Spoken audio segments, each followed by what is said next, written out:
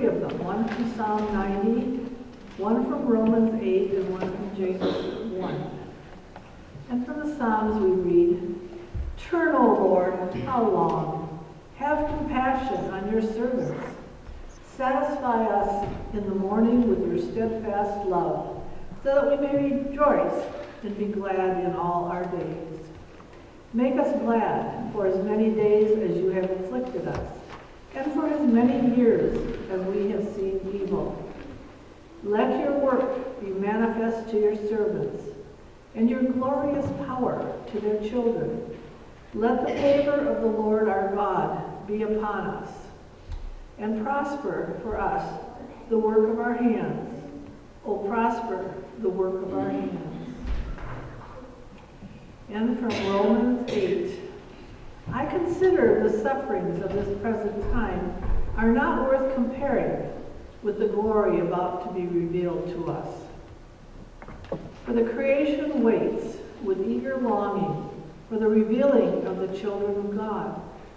For the creation was subjected to futility, not of its own will, but of the will of the one who subjected it, in hope that creation itself will be set free from bondage to decay and will obtain freedom of the glory of the children of God. We know that the whole creation has been groaning in labor pains until now. Not only the creation, but we ourselves, who have the first fruits of the Spirit, groan inwardly while we wait for adoption, the redemption of our bodies. For in hope we were saved. Now hope that is seen is not hope. For who hopes for what is seen?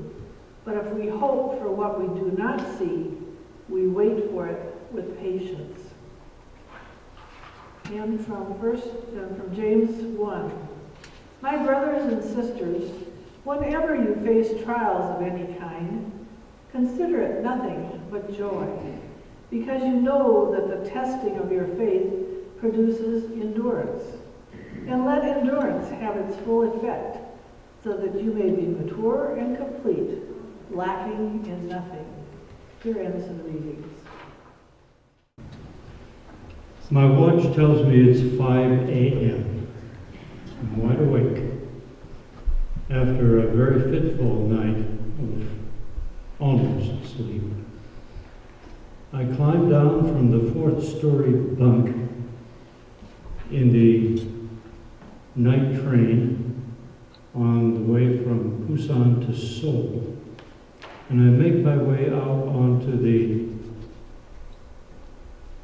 platform at the end of the car because I'm eager to see all that I can of Korea. I had graduated from college in June of 1953. I had some missionary training for short-term workers, and I arrived in Korea in September, just 2 months after the armistice had been signed that ended the years of conflict in Korea. As I watched for about 30 miles worth coming into Seoul on this train, I could see what that war had meant. 3 years of brutal warfare, raging up and down the Korean peninsula, had left this. Along the railroad, the old industrial area that had been along both sides of the tracks for 30 miles was gone. I saw just one building that was still standing. All the rest were empty shells or piles of rubble and brick.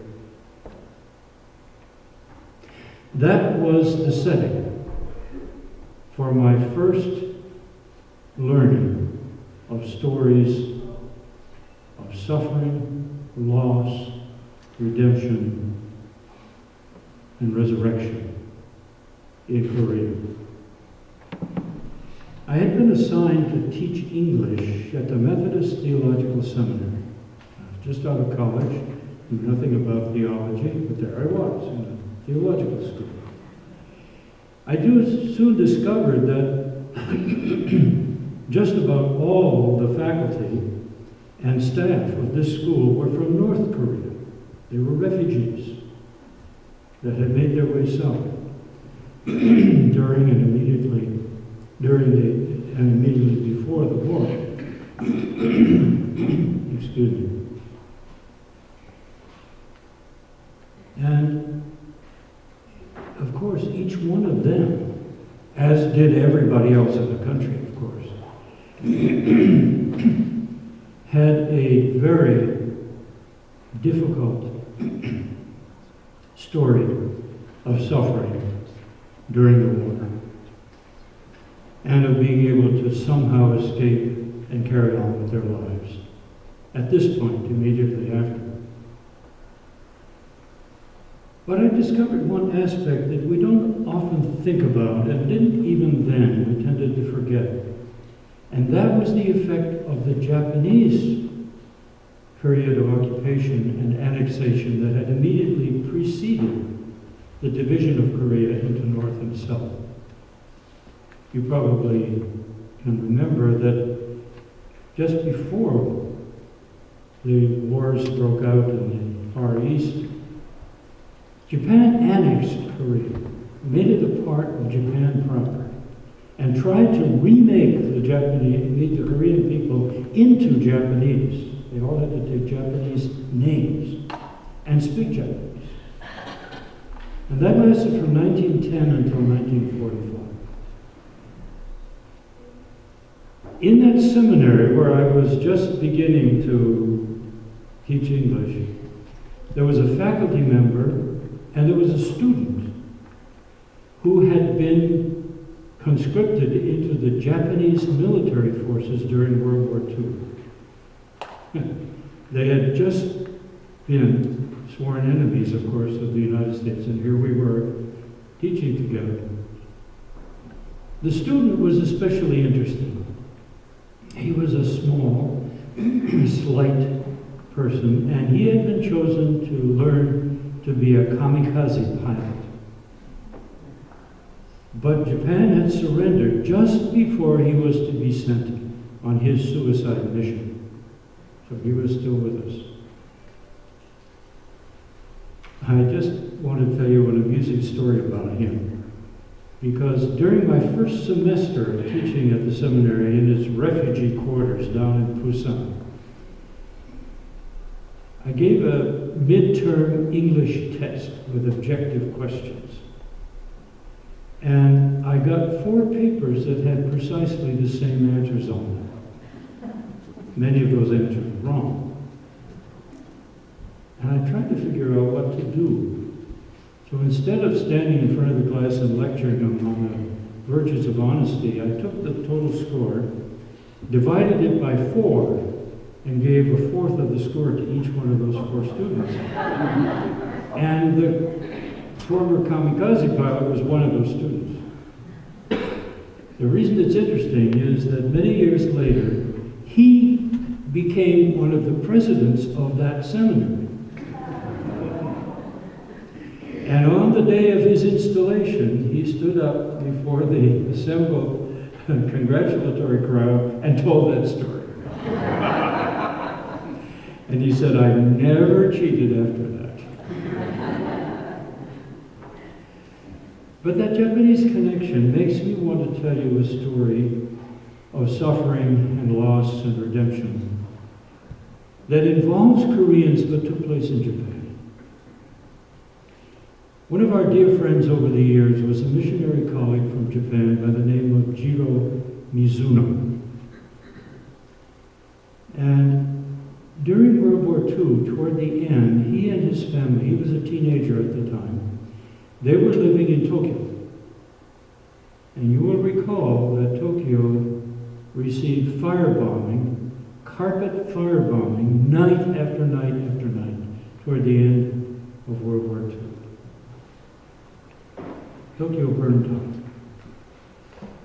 And Juno and his family left, escaped by foot, on foot, southward to escape the destruction in Tokyo. And they arrived in the city of Kyoto. But they had no relatives, no friends, no resources, nothing. Totally empty-handed. And as they wandered the streets of Kyoto,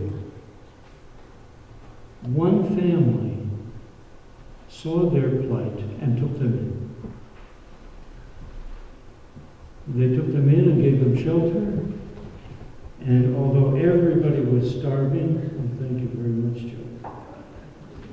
Although everybody was starving and nobody had anything, they shared what meager supplies they had with the Mizuno family. The important thing here is that family were Koreans. Now, as you may know, Koreans have been discriminated against in Japan for centuries. They have to live in ghettos. They're not permitted equal rights of any kind, and they are not allowed to become citizens no matter how many generations they stay in Japan. This Korean family were Christians. Jiro saw their witness, saw their hearts, got himself a Bible, found a church, eventually became a Methodist minister and a missionary, and he and his family were colleagues of ours for many, many years. His whole life was a perfect example of suffering, loss, redemption, reconciliation, and resurrection. Now, the second stage of my learning about stories of resurrection in Korea came later, in 1959. Janelle and I married in June in North Dakota, and we had our honeymoon in the Black Hills, and we went out to Pennsylvania and had missionary training for a month. And then we spent the fall preparing and traveling to Korea. We went on a freighter from San Francisco to Incheon. Actually, it's a whole story in itself, which I can't tell you, because we went through a typhoon on the Pacific Ocean. And we might not be here today if they hadn't handled that very well. The captain was very skillful. Over 30 years, the worst storm he'd ever been through. Anyway, we arrived auspiciously in Korea on Halloween, October 31st, 1959. And we established our first housekeeping in a tiny little apartment in Seoul. Before many months had gone by, in April of 1960, South Korea blew up. There was a student-led revolution. The Syngman Rhee government fell. Syngman Rhee retired, resigned from the presidency. His vice president's family all committed suicide together. It was quite a time. Our little apartment was just down the street from the vice presidential residence, which was looted. So we were right in the middle of the action. Martial law was declared, and Korea embarked on a whole new phase of its life, trying to establish a true democratic structure and have valid democratic free elections. After a year of this had gone by, an army general by the name of Park Chung-hee led a violent coup d'etat, and military rule, very authoritarian, dictatorial military rule, began in 1961 in June and lasted for 26 years until 1987. It was during that period that the opposition to military rule And the struggle for human rights and dignity and the restoration of some measure of democracy and freedom became the scene for many, many scenes and many, many stories of suffering and redemption and resurrection and hope. Janelle and I were drawn into this whole movement for democracy, human rights, and freedom because so many of our friends and colleagues were arrested, lost their jobs, languished in prison, and some even disappeared. We knew of others who had been killed or tortured. It was a very, very difficult time. I could tell you 100 stories. I'll tell you a glimpse of one and more detail of another. There was a friend of ours by the name of Steve Moon. Now, Steve and Timothy, they had these English names, Moon Dong-man and Moon Yi-kwan. They were two brothers who were very active leaders in the opposition movement and the struggle for human rights. Steve spent a long time in prison, they both did. But one of the amazing things about Steve was he came out of prison and within 2 days he had written down the theology that he had worked out while he was in prison, which he called a theology of joy. Imagine that. It's the joy that you feel, the deep, abiding sense of trust in God and the real, abiding joy that you feel when you have dedicated your life and you have struggled and even suffered for the truth and for goodness and for human rights and human dignity. But I want to tell you the story of a man whose name you know, Kim Dae-jung. I'm sure you know that, because he eventually became one of the presidents of Korea. Kim Dae-jung was a man, he and his wife, Janelle and I knew them very well. We became very well acquainted with them over the years. I worked very closely with Kim Dae-jung as doing interpreting and translating many things with Kim Dae-jung. Part of his story is well known and part of his story is not. But his life is a beautiful illustration of suffering, loss, redemption, and resurrection. Early on, when he was emerging as one of the leaders of the opposition, the military government wanted to get rid of him. And the traditional method in Korea was assassination. He was riding in his car late one evening in the early night, after dark, and a heavy truck took aim and T-boned his car right at the point where he was sitting in the car. He was taken by ambulance to Severance Hospital. Now, Severance was a hospital that had been started by missionaries 100 years before, by Presbyterians and Methodists cooperating to establish this medical facility. It was a big hospital. And by then, of course, completely run and operated by Korean doctors and administrators. But we still had some missionary medical personnel who worked alongside and did research in the hospital. And it happened when Kim Dae-jung was brought into the hospital by ambulance, one of our Methodist missionary doctors by the name of Ernest Weiss was there. And he quickly sensed what was going on. So he stayed right beside Kim Dae-jung as they admitted him and brought him and stayed in his room. Now, of course, you can imagine, the Korean secret police, Korean military tried repeatedly to get into that room. Ernie Weiss stood at the door and said, "No. I'm his doctor. He needs to be left alone. He needs to recuperate. He needs rest. He needs to recover. You may not go in." Miraculously, they didn't go in. You would think they would just push their way and go in. They didn't. He stayed with Kim Dae-jung until he was discharged from the hospital and sent home,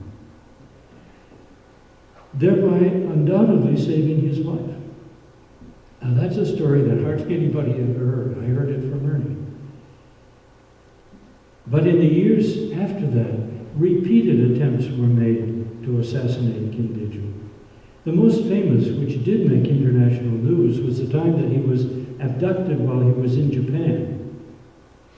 He was taken in a small boat out into the Sea of Japan, between Japan and Korea, with weights tied around his legs, with the obvious intention, of course, of assassinating him. But the Japanese and American governments got word of it, and they sent helicopters out. And they escorted that boat over to Korea. And Kim Dae-jung was left in the middle of the night, alone, barefoot, on the shore of eastern Korea, to make his way home, which he did. And eventually, he became president of Korea. So, I mean, what better illustration could you have? Kim Dae-jung was a Catholic. His wife, Lee Hee-ho, is Methodist. They went their separate ways to church. They always gathered after church on Sunday for a lunch together in a restaurant. We often joined them for that family gathering. They were devout, dedicated Christian people who believed in hope against hope, in spite of that kind of desperate hardship that they had to go through. And eventually, now Kim Dae-jung, you may remember, is the one who devised, promulgated, and followed through on what he called the Sunshine Policy, which advocated openness and dialogue with North Korea, which he did. So if there's any precedent for what's going on today in the dialogue between North and South, from the leaders of both countries, he's the one who started it. A remarkable story of resurrection. I could tell you 100 more stories like this. All of them point to the truth that the Holy Spirit is working to bring about reconciliation and resurrection in our lives, no matter what the suffering or the loss may be.